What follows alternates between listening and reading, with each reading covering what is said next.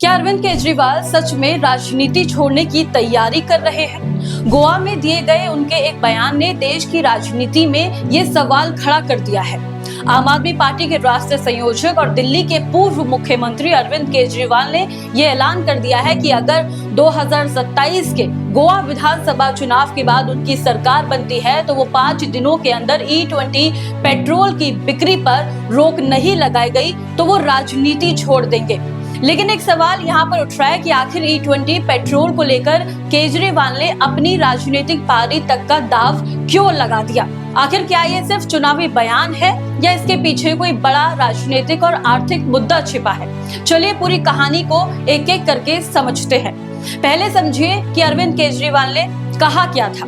25 अगस्त को गोवा में E20 petrol के मुद्दे पर आयोजित टाउन हॉल में केजरीवाल ने कहा कि अगर 2027 के विधानसभा चुनाव में बीजेपी को गोवा और उत्तर प्रदेश में हार मिलती है तो आम आदमी पार्टी की सरकार बनती है तो चुनाव नतीजे आने के बाद वो 5 दिनों के भीतर E20 को वापस कर लेंगे। अगर हमें E20 खत्म कराना है तो मेरे पास एक सुझाव है। इन लोगों को अहंकार है कि हम जो मर्जी कर दें, जीतना तो हमें ही है, जनता वोट तो हमें ही देगी, सरकार तो हमारी बनेगी। इनको ये अहंकार है कि जनता हमारे पास ही आएगी, कहाँ जाएगी। इस बार असेंबली चुनाव में एक बार अगर गोवा और उत्तर प्रदेश के अंदर बीजेपी हार जाए, मैं आपको बता रहा हूं 10 मार्च को नतीजे आएंगे, 15 मार्च तक E20 वापस हो जाएगा। गोवा के अंदर 87% people are right now troubled because of E20। 87% लोग 2 व्हीलर ओन करते हैं, 47% लोग 4 व्हीलर ओन करते हैं। अगर सब मिलके एक बार ठान लें कि इस बार बीजेपी को वोट नहीं देना, मुझे लगता है 5 दिन के अंदर अगर E20 वापस नहीं हो जाए तो मैं अपनी राजनीति छोड़ दूंगा। इस बार गोवा के अंदर आप हरा के दिखा दो, देखो E20 5 दिन के अंदर वापस हो जाए। Thank you so much. उन्होंने ये साफ कहा है कि अगर ऐसा नहीं हुआ तो वो राजनीति छोड़ देंगे। उनके मुताबिक 10 मार्च 2027 को चुनावी नतीजे आने हैं और अगर उसके बाद गोवा में आम आदमी पार्टी की सरकार बनती है तो 15 मार्च तक E20 पेट्रोल की बिक्री पर पूरी तरह से रोक लगा देंगे। यानी केजरीवाल ने सिर्फ ये नहीं कहा कि हम E20 का विरोध करेंगे, उन्होंने अपनी बात को एक पॉलिटिकल चैलेंज में बदल दिया है। देखिए, आम आदमी पार्टी की सरकार बनेगी तो 5 दिनों में E20 पर रोक लग जाएगी, नहीं हुआ तो राजनीति छोड़ देंगे। लेकिन E20 को लेकर इतना विरोध खड़ा क्यों हुआ है? अब E20 का मतलब है 20% एथेनॉल और 80% पेट्रोल। देश में एथेनॉल ब्लेंडिंग को बढ़ावा देने की नीति का उद्देश्य पेट्रोल में जैव ईंधन का इस्तेमाल बढ़ाना और पेट्रोलियम आयात पर निर्भरता कम करना है। लेकिन इस नीति को लेकर वाहन मालिकों के एक हिस्से ने चिंता भी व्यक्त की है। खासकर पुराने पेट्रोल वाहनों के मालिकों ने माइलेज और वाहन के प्रदर्शन को लेकर शिकायतें दर्ज की हैं। अब अरविंद केजरीवाल इसी असंतोष को राजनीतिक मुद्दा बना रहे हैं। उन्होंने आरोप भी लगाया है कि E20 के इस्तेमाल से कुछ वाहनों में माइलेज कम हुआ है और इंजन और फ्यूल सिस्टम से जुड़ी समस्याएं सामने आ रही हैं। इससे वाहन मालिकों का खर्च बढ़ रहा है। हालांकि यहाँ पर एक बात बहुत जरूरी है समझानी कि केजरीवाल के ये सिर्फ आरोप है, इन्हें सभी वाहनों पर लागू होने वाले स्थापित तथ्य के तौर पर पेश नहीं किया जा सकता।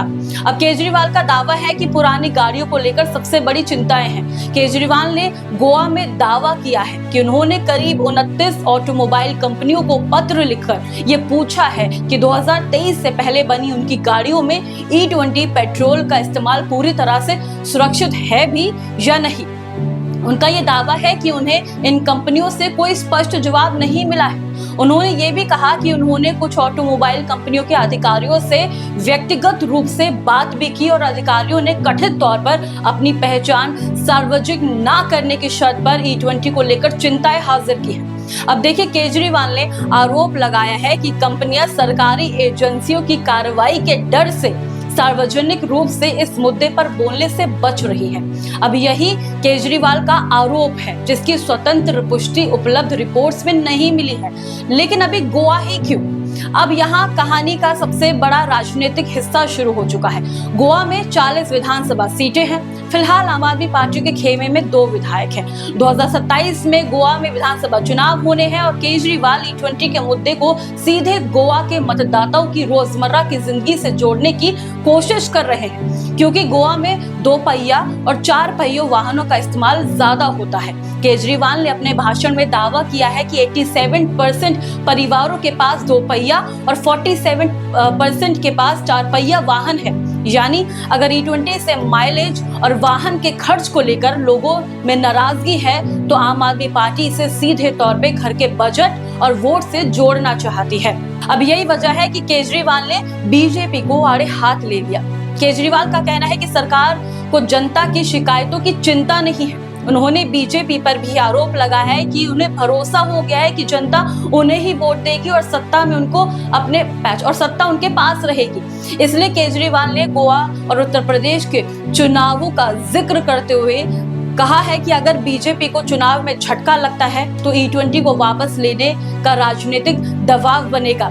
यानी उनका संदेश साफ है कि E20 तक सीमित नहीं है। उनका पूरा राजनीतिक नैरेटिव ये है कि सरकार को हराने का मतलब उनकी नीतियों को बदलने पर मजबूर करना, और इसी नैरेटिव को मजबूत करने के लिए उन्होंने अपनी राजनीति तक दांव पर लगा दी। अब क्या E20 सिर्फ गाड़ियों का मुद्दा है? देखिए, केजरीवाल इसे गाड़ियों से आगे ले जाकर महंगाई से जोड़ रहे हैं।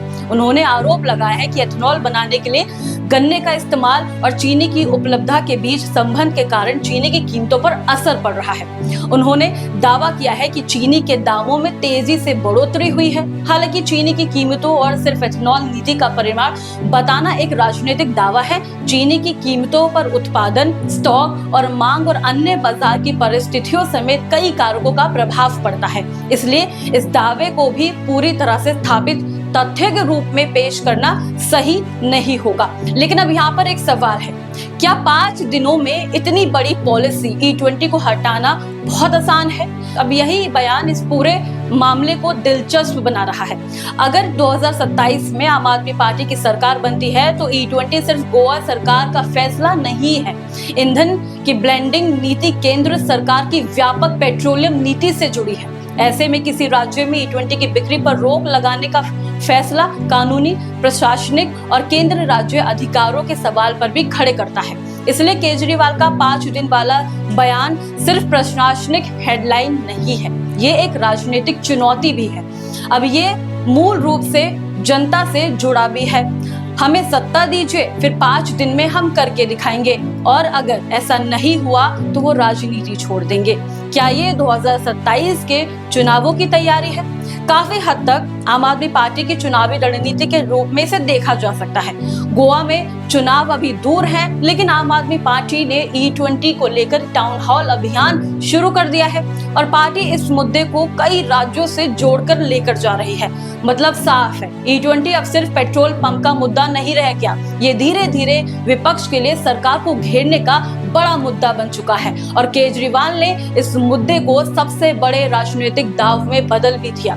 अब असल परीक्षा 2027 में होगी। फिलहाल केजरीवाल के सामने 2 चुनौतियां हैं। पहली, क्या वो E20 को इतना बड़ा मुद्दा बना पाएंगे कि वो गोवा के मतदाताओं के वोटिंग व्यवहार को प्रभावित कर सके? और दूसरी, अगर आम आदमी पार्टी सत्ता में आती है तो क्या सच में 5 दिनों के भीतर E20 की बिक्री पर रोक लग जाएगी? क्योंकि अरविंद केजरीवाल ने अब सिर्फ वादा नहीं किया है, उन्होंने अपनी राजनीतिक विश्वसनीयता को इस वादे से जोड़ दिया है, और इसलिए उनका ये बयान 2027 के गोवा चुनाव से पहले बेहद महत्वपूर्ण भी हो गया है। क्योंकि असल सवाल सिर्फ ये नहीं रहा कि गोवा में E20 रहेगा या नहीं, सवाल ये भी है कि अगर E20 5 दिन में नहीं हटा तो क्या सच में अरविंद केजरीवाल राजनीति छोड़ देंगे? 2027 का चुनाव इस बयान की सबसे बड़ी परीक्षा भी होगी। बाकी आप इस खबर को लेकर क्या सोचते हैं, हमें कमेंट्स में जरूर बताइएगा। ऐसी तमाम अपडेट्स और जानकारी के लिए देखते रहे न्यूज़ आए। धन्यवाद।